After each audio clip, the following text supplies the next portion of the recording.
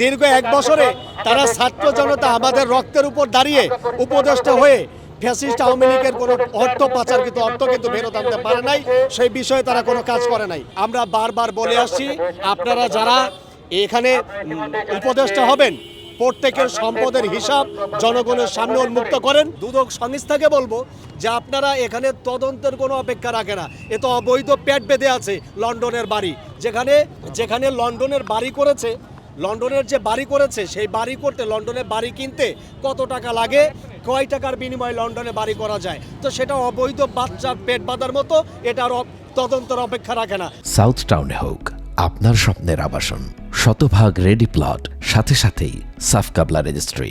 সজীব ভুঁইয়াকে এই কি বলে যে মাহফুজ আলমকে আইনের আওতায় এনে তাদেরকে জিজ্ঞাসাবাদ করে এবং ওই মন্ত্রণালয় তারা যে মন্ত্রণালয়ের দায়িত্বে ছিলেন সেই স্ব মন্ত্রণালয়ের এই দীর্ঘদিনের যে কার্যকলাপ আমলনামা সেটি খতিয়ে দেখে তাদেরকে বিচারের আওতায় এনে আমাদেরকে জনগণকে পরিষ্কার করে দিক, আমাদের কোনো আপত্তি নাই। কিন্তু তার আগে আপত্তি আছে কেন? আমরা প্রধান উপদেষ্টা সহ প্রত্যেক উপদেষ্টাকে সেই অভ্যুত্থানের পরবর্তী সময়ে অভ্যুত্থানের 5 তারিখ বিকাল 5টার পরে থেকে আমরা বারবার বলে আসছি, আপনারা যারা এখানে উপদেষ্টা হবেন প্রত্যেকের সম্পদের হিসাব জনগণের সামনে উন্মুক্ত করেন। আপনারা যখন একজন পদত্যাগ করবেন আপনাদের সম্পদের হিসাব জনগণের সাথে উন্মুক্ত বার্তা দিয়ে যাবেন, জনগণের মনে কোনো প্রশ্ন থাকবে না।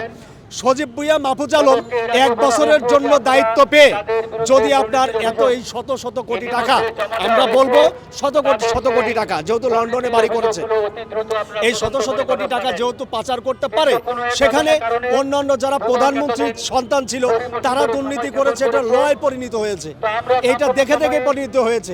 দীর্ঘ 1 বছরে তারা ছাত্র জনতা আমাদের রক্তের উপর দাঁড়িয়ে উপদেষ্টা হয়ে ফ্যাসিস্ট আওয়ামী লীগের কোনো অর্থ পাচারকৃত অর্থ কিন্তু ফেরত আনতে পারে নাই, সেই বিষয়ে তারা কোনো কাজ করে নাই।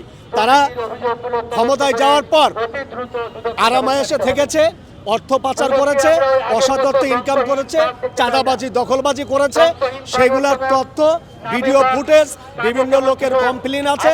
এই জন্য দুদককে বলবো আজকে দিনের মধ্যে আগামী 24 ঘন্টার মধ্যে মাহফুজ আলম এবং সজীব ভুঁইয়াকে পুলিশি হেফাজতে নিয়ে ডিবি হেফাজতে নিয়ে জিজ্ঞাসাবাদের মাধ্যমে জাতিকে প্রকাশ করা হোক তাদের দুর্নীতি আছে কি নাই।